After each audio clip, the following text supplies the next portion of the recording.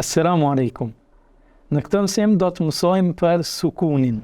Kur shkronja nuk e ka ndonjërin nga 3 zanore të shkurtra, pra nuk ka fetha, nuk ka kesra, nuk ka dhamme, atëherë bëhet e pavokalizuar dhe merr këtë shenjë që quhet sukun, i cili vihet mbi shkronjë. Pra, sukuni nënkupton se duhet lexuar vetëm zëri i bashkëtingëllorës mbi të cilën gjendet ai.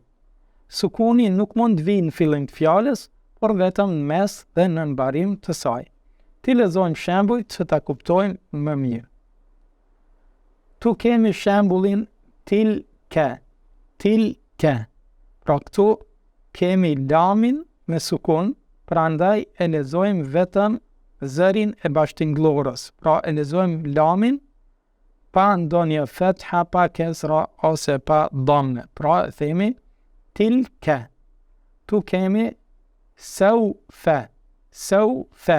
Pra këtu kemi wawin me sukun, ndërsa këtu kemi nefsin. Këtu është shkronja f me sukun. Pra nuk po themi nefesin, apo nefusin, apo nefisin, por po themi nefsin, po e lexojmë vetëm zërin e bashkëtingëllorës, pasi mbi të ka sukun. Pra themi nefsin. Këtu është fjala jeume.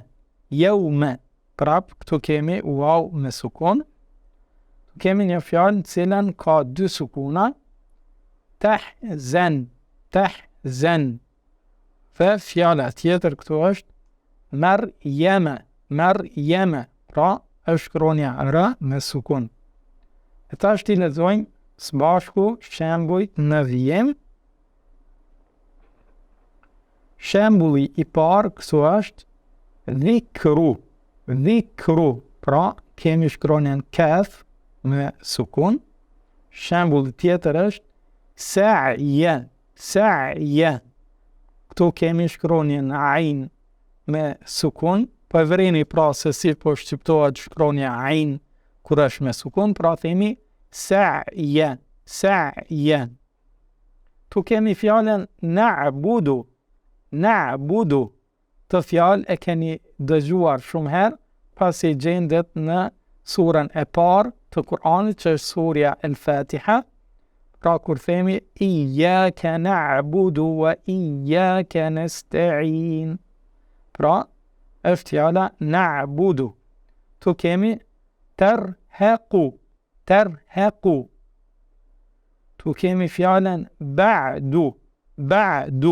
Pra ajni është me sukun. Tu kemi fjalën yakhruj. Pra shkronja kha dhe shkronja gjim janë me sukun. Tu kemi faragte. Shkronja ghain është me sukun. Wasatne.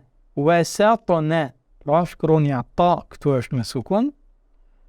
Fjala tjetër është yusqawne. Pra është sini dhe wawi me sukun këtë fjalë. Fjala tjetër është demdeme. Pra mimi i parë është me sukun këtu. Fjala e parafundit është minhum.